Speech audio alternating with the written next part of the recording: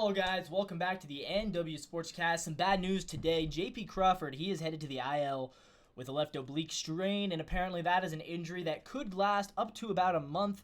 And then if you want to factor in rehab into that, there's a good chance that we do not see JP Crawford again with this team until June. So, he started 22 games at shortstop, 22 out of the first 23, and now he has gone down and he won't be back for a while.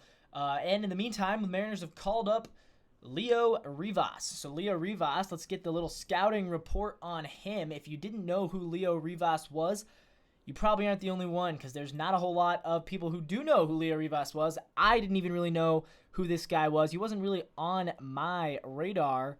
But Leo Rivas, this is who he is. He came over to the Mariners in 2023, and I'm looking for some kind of a word on how he got here, in terms of, because he was previously with the Angels organization as well as with the Reds organization. So I wonder if there was a transaction there. We're pulling it up right now. Yeah, so Leo Rivas, he was drafted. No, he was signed. He was signed to the Angels all the way back in 2014. He would have been, that was 10 years ago. So he would have been 16 years old when he signed with the Angels. Played in some A-ball with the Angels, played with the Burlington Bees. Eventually made it up to the Salt Lake City Bees. That is the Angels AAA team, and he played in the Angels AAA teams back in, that would have been 2019.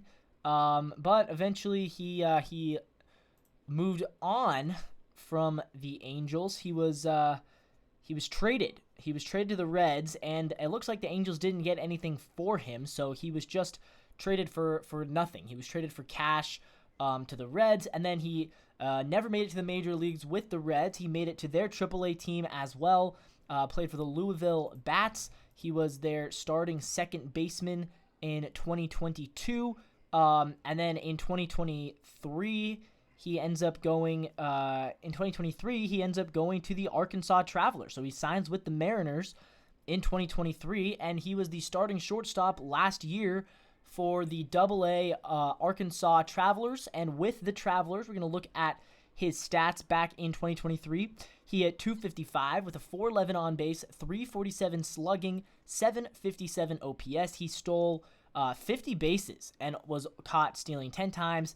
Not much of a power hitter, just 11 doubles, 5 home runs, 2 triples, but 47 runs batted in, 71 runs scored, and he played shortstop in 96 games, while also, he's played second base. He has some experience in the outfield. He has some experience at third base, so he's kind of a utility guy, but mostly he's an infielder. He has only played 47 games in the outfield across 4 different seasons. And that has mostly been in center field, actually. He started 28 games in center field, 15 in left, 4 in right, 52 at third base, 136 at second base, and 382 games in shortstop. So, yeah, he could play anywhere in the infield, really. Not as strong at third base, though. And, yeah, 26 years old. Here's his stats in Tacoma this year. In Tacoma, he came away with a 308 batting average, a 422 on base, 462 slugging. He had 2 home runs, 2 doubles. He had 5 stolen bases, 11 runs batted in, 12 runs scored. That was in 18 games down in Tacoma. And again, playing a solid shortstop defense. He started 16 games at shortstop for the Rainiers. He has been their starting shortstop. So, yeah, this is a move that I like. It's not who I thought it would be. I thought it was going to be probably Sam Haggerty, because he's the guy with the experience, or, maybe even Samad Taylor. I didn't expect to see Leo Rivas being called up. He obviously was not on the 40-man. We actually, to make room for him on the 40-man, we moved Gregory Santos to the 60-day injured list. So, I don't think his recovery has been set back at all. I think that's just to make room on the 40-man roster for Rivas.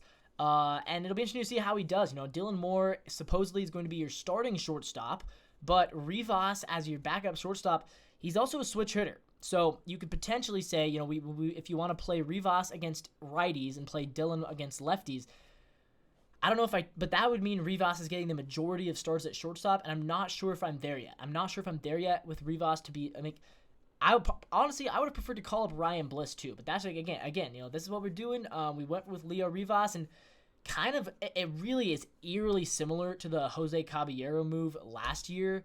Like, career utility man, career minor leaguer, gets his chance when an infielder goes down. Like, this is literally the exact same thing that happened last year with Jose Caballero.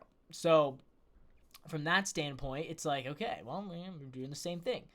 Hopefully it works. Hopefully Rivas ends up being just as good as Caballero was last year. If nothing else, I think he's a guy who can play some good defense, steal some bases, use his speed to our advantage, and that way we don't have to play Dylan Moore every day. My guess is that we're going to do this. We're going to have Dylan will play every day at shortstop against lefties, and Dylan will play against righties who aren't that good.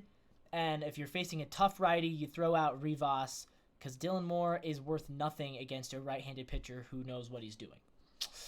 That's just how it goes. That's how it is with Dylan. But this does mean, we're going to see more Dylan in the lineup. We are going to see a little bit of Rivas, and then the question will become, when Canzone is back, which should be soon, when Canzone is back, do you keep Rivas or do you keep Clase? That's going to be an interesting question, I think, because you could say, theoretically you could keep Clase, you could send Rivas down. That leaves you with 5 outfielders, though. You get Haniger at outfield, Rayleigh, Julio, of course, Canzone, and Clase. 5 outfielders. That's going to make it really hard for Rayleigh and Clase to get their playing time, especially with Haniger playing well.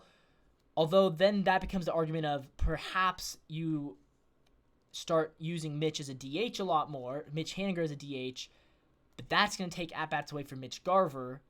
However, Mitch Garver has been pretty much worthless at the plate anyways this season, so maybe you want to take at-bats away from Mitch Garver. I don't know. But theoretically, you could keep 5 outfielders, but if you're doing that, that would mean Mitch Haniger is going to be playing more DH. It would mean Luke Rayleigh is going to be playing some more first base, and it would mean Clase is not going to get much playing time. And so if you want Clase to get more development, you'd send him down when Canzone comes back, and then you'd keep Rivas, and then you'd have 6 infielders on the team, which again, 6 infielders is a lot, but you can do that, right? That works fine. Urias would be the platoon still with Rojas, although you could also start moving Rojas, maybe give Rojas a few games at shortstop too. Maybe you can try out Urias playing against a righty. Because I would probably rather start Urias against a righty than Dylan Moore, because Urias has been an everyday player before. Right now he isn't, so honestly, maybe you do that against a right-handed pitcher. You can do Rojas at shortstop, and then or Rivas. But if you wanted to, you could kind of do a 3-way platoon at shortstop. You could, some days you got more against the lefty, it's going to be more at shortstop, Luis Urias at third. And then against righties, you can split it. Kind of sometimes you do Rivas at short, Rojas at third, and maybe try out a few times Rojas at short and Urias at third against the righty. I wouldn't be opposed to that. I don't think I'd be opposed to that at all. And then Rivas can also play second base, so it gives a chance for, you could give Polanco a couple more off days if you want to do that. Kind of move guys around the infield. He gives you that flexibility on the roster, and he is not a prospect in the sense that you're not looking for him to develop at this point. You're just looking for him to contribute. So that makes it a lot easier to, if you do want to send Jonathan Clase down, you're able to do that, and you can keep Rivas on the bench, and you don't have to worry about getting Rivas his reps. He's just there to fill in on days when you don't want Dylan Moore to play, basically. So yeah, I like the move. I'm fine with it. Do I wish it was Ryan Bliss? Yes, but again, development, he's still developing. Do I wish it was Haggerty? Honestly, I do. I think, honestly, if I'm Sam Haggerty, can you imagine being Sam Haggerty? Like, now you've been passed over twice. He was passed over for Clase, and now he's been passed over for Rivas. Is Haggerty ever going to play for the Mariners again? I'm not sure. I'm honestly genuinely not sure if we're ever going to see Sam Haggerty in a Mariners uniform again, based off of the way that they are treating him as if he is not a big leaguer. Even though he is on the 40-man, but they are not treating him like a big league player. They are treating him like, we don't really want to call this guy up because we don't think he's very good. And the truth is, he's not very good. He does have the experience, though, and if you're looking for a guy to come in, play good defense, and pinch run a lot, that's exactly what Haggerty is. And that's exactly what Rivas is too. So they've basically said, we think Rivas is better than Haggerty at what we've previously used Haggerty for. I don't know. It's interesting. Haggerty definitely got overexposed in 2022. He was not that good last year, but he did have a good September last year, which is why a lot of people thought he'd be on the roster this year. It's weird. He finished the season really strong last year, got hurt in spring training. He's rehabbed, and now he's with the Rainiers. He's active. He's fully healthy, and he's now been passed over twice. It seems to me like the Mariners are done with Sam Haggerty, and if that's the case, not that I'm mad, not that I'm sad. I do like Sam Haggerty as a player. As a person, I like him as a person. I think he's really fun player to root for, fun player to watch.